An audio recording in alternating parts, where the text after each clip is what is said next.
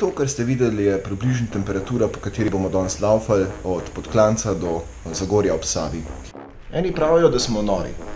Mislim, da ni treba biti glih nor, da greš tam laufat. Ampak definitivno pomaga.